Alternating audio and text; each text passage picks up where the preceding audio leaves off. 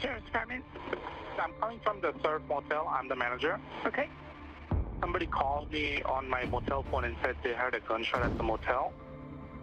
The officers, they open the door and the victim is right there.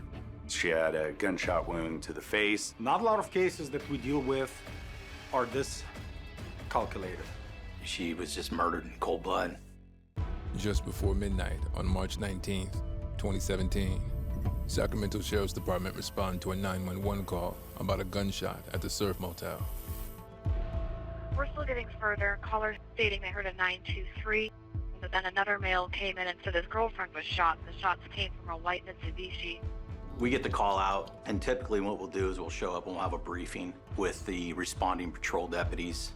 As patrol showed up, they know it's room 32. Patrol made entry into the room with a room key and found our victim had been shot. Upon our arrival, there's crime scene tape blocking off the parking lot.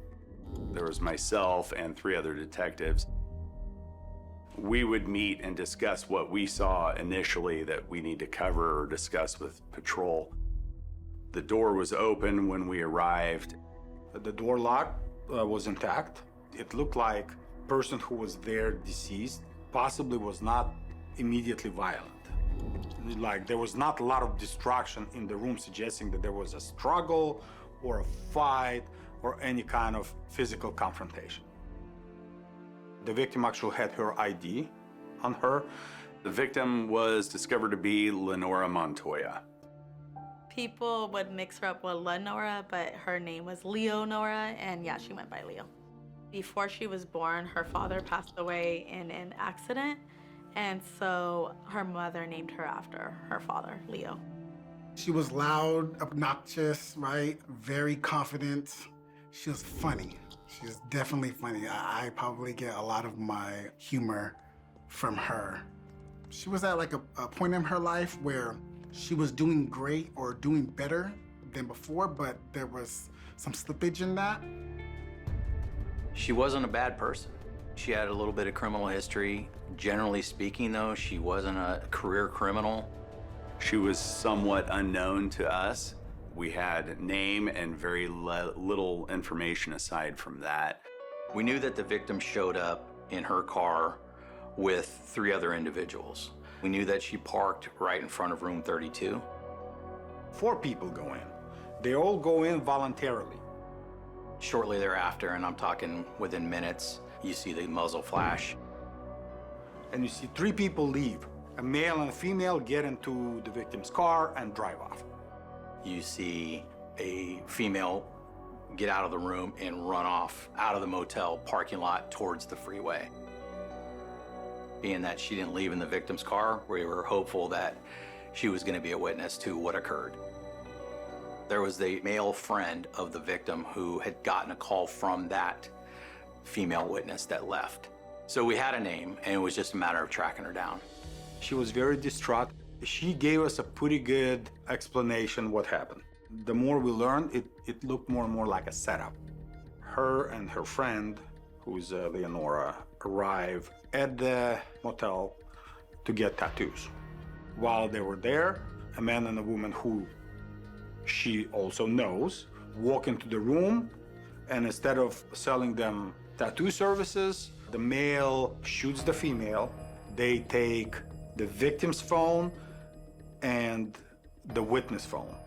Additionally, the witness gave the male and the female suspect the money that she brought with her to pay for the tattoo. The male suspect and the female suspect get into the victim's vehicle, drive off, and they let the witness go. That was very consistent with the evidence that we had at that time.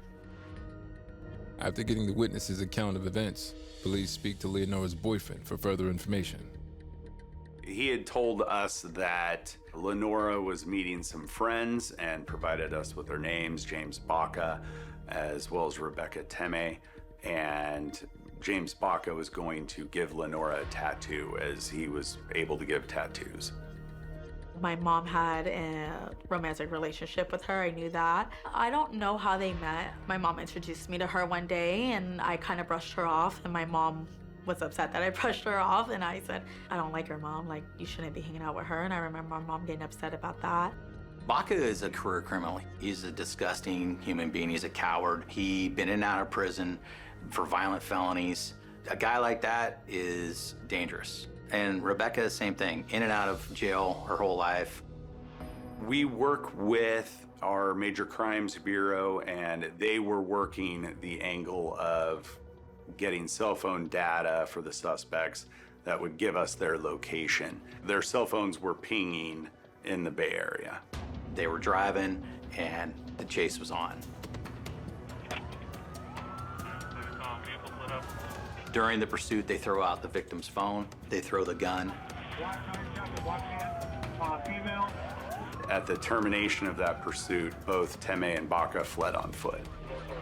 Officers got out of their cars, chased after them, and were able to put both of them in cuffs. Take a seat, please.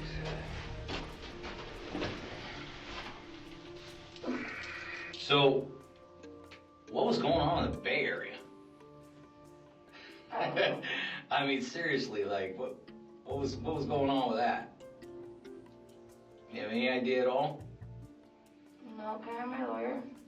Sure, you'd like a lawyer? Is that what you want? Yeah, I want to go myself. That's what I want. Okay.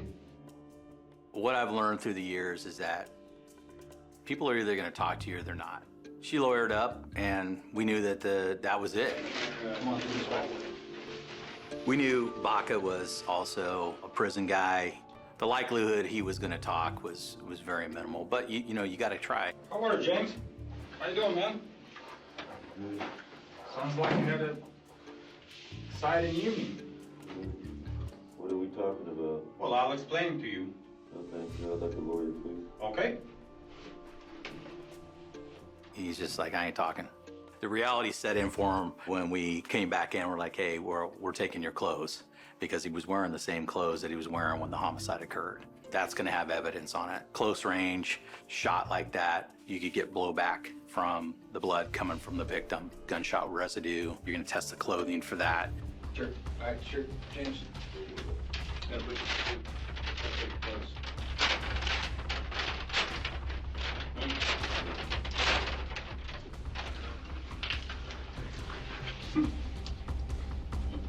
And he stood up and he put his back to the wall, fists up, and we knew that the fight was gonna be on.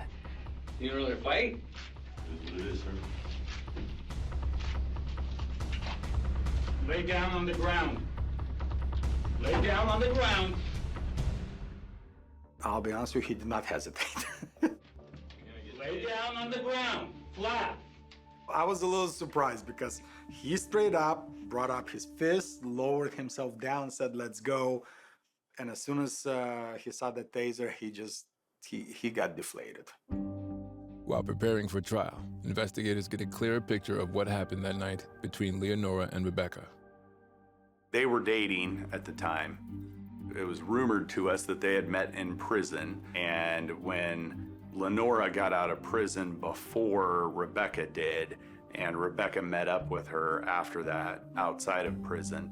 During that time, there must have been some type of falling out. Rebecca's new boyfriend wanted to exact some revenge. Trial was very tough. I went to every day of the trial except for when they showed evidence of the crime scene and autopsy photos. I just didn't want to remember my mom in that light. Every day in the trial, they just sat there, showed no remorse at all. In these two, I didn't see any of it. No remorse, no concern. It was like a big joke for them. They were both convicted of murder and robbery. She was sentenced to 25 to life, and James Baca was sentenced 50 to life. So they are eligible for parole after serving a sentence of either 25 years or 50 years. That sentence will carry on through life if they are not paroled. Hopefully society will never see them again. She was the most charismatic, strong, caring woman. Like, my mom didn't have much, but my mom was the type of woman that if she saw you had less, she would give. She wanted you to do better than what she did. And she rooted for you. You hear her and like my sisters laugh. that's a great way to keep her alive. So as long as I keep my sister laughing, I always hear my mom.